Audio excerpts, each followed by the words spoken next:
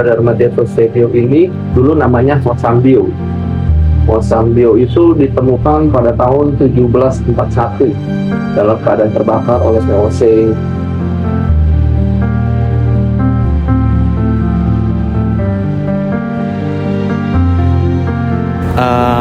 Karakter manusia itu kan bermacam-macam, dan yang datang kemari ke Wihara Dharma Jaya Tosebio ini kan memiliki karakter yang berbeda-beda. Jadi yang pastinya kita harus melayani umat dengan sabar, dan juga yang pastinya dengan senyum dan sapa.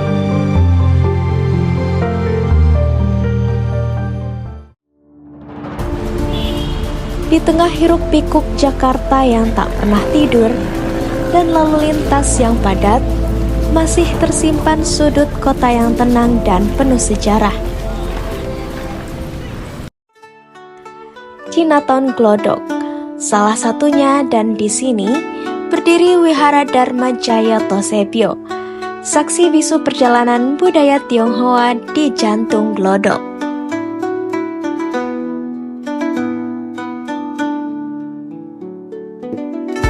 Kalau untuk tepatnya berdirinya tahun berapa, para sejarawan dan para pendahulu tidak ada yang tahu, tidak ada untuk berdirinya kapan. Tapi kita menemukannya pada 1741 dalam keadaan terbakar. Dan pada 1705 direnovasi di 1755. Itu sudah selesai direnovasi. Jadi kelenteng ini kita berdasarkan barang tertua. Jadi kita berdasarkan barang tertua yang menunjukkan ulang tahunnya dari kelenteng ini. Itu barang tertua. Kita ada di dalam. Itu Hyolo. Itu pada tahun 1751. Itu Hyolo pertama kali diberikan. Betul, 1751 itu barang tertua pertama. Dan kita menetapkan itu sebagai pertama kali Tosebio berdiri.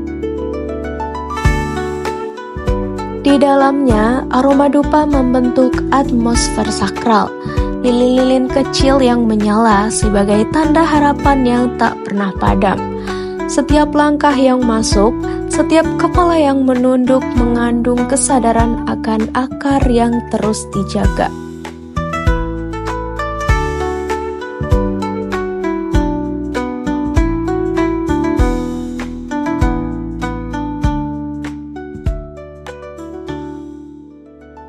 Perkenalkan, nama saya Hendro. Saya di sini sebagai pelayanan umat di Wihara Dharma Jaya Tosebio. Saya di sini baru 3 bulan. Oke, kalau untuk tantangannya sih sebenarnya untuk sebagai pelayanan umat itu tantangannya cuma satu ya, yaitu sabar. Sabarnya dalam arti kita harus melayani umat dengan sabar, dan juga yang pastinya dengan senyum dan sapa.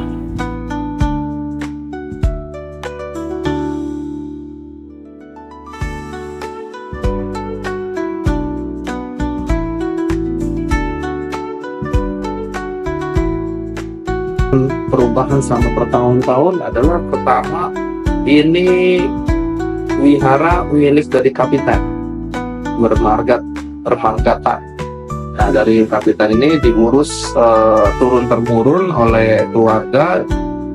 Nggak lama di samping kanan kirinya ini ada warga membangun rumah segala macam, barang-barang diurus bersama umat. Dan pada tahun berapa wihara ini diserahkan kepada masyarakat atau sebagai yayasan, jadikan sebagai yayasan. Dan baru terjadi bukan perubahan ya, penambahan seperti bakti sala atau tempat ibadahnya umat Buddha. Tempat ibadahnya umat Buddha, bakti sala, itu berdiri pada tahun 1982 kalau nggak salah. Itu pertama kali mereka beribadah di sini. Waktu berganti, wajah kota berubah, tapi kelenteng ini tetap menjadi tempat kembali. Tempat di mana nama leluhur masih dipanggil, tempat di mana sembahyang bukan hanya ritual, melainkan cara mengingat dan menghormati. Wihara ini dikunjungi karena kalau bisa dibilang ini udah salah satu titik destinasi kota wisata. Jadi beberapa turis atau warga asing selalu berdatangan kemari jika ada tour. Dari mancanegara, waktu itu pernah datang dari Arab, waktu itu pernah juga datang dari negara yang kita bisa dibilang hatrani, mungkin juga pernah datang dari negara China sendiri, juga sering di sini, China dan Thailand. Berdiri sejak abad ke-18, kelenteng ini menjadi saksi bisu perjalanan panjang umat Tionghoa di Batavia. Saat tembok kota dibangun dan batas-batas mulai ditegaskan, Tosebio menjadi rumah yang melampaui batas identitas. Tempat ini kini menjadi ruang perjumpaan budaya, di mana turis lokal dan mancanegara datang menyusuri jejak waktu. Kamera-kamera menangkap keindahan arsitekturnya, dan media sosial menyebar kisahnya. Hingga nama Tosebio kembali hidup di antara riuhnya Jakarta.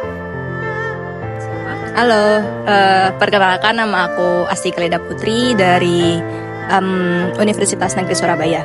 Aku Angrina Yulia, biasa dipanggil Anggi, dari UNESA juga sama.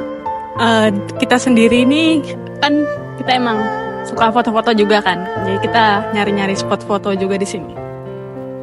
Sebenarnya kita lihat-lihat di TikTok aja sih, terus tadi kita nemu sini. Udah, akhirnya kita kesini. Awalnya kan kita nyari di TikTok tuh kayak kelenteng-kelenteng mana gitu kan, terus kita nyari di Maps, akhirnya terdekat yang ini. Paling dekat. Udah, akhirnya kita kesini. Aku sendiri sih lumayan suka sih, kayak aku kan juga suka foto-foto gitu kan, jadi kayak aku suka ke tempat-tempat bangunan yang emang bersejarah dan kayak punya makna sendiri gitu. Jadi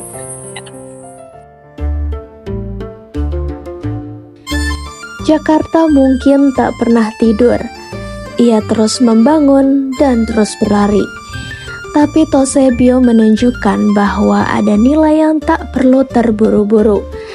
Ada akar yang justru menguat jika ditanam dalam-dalam.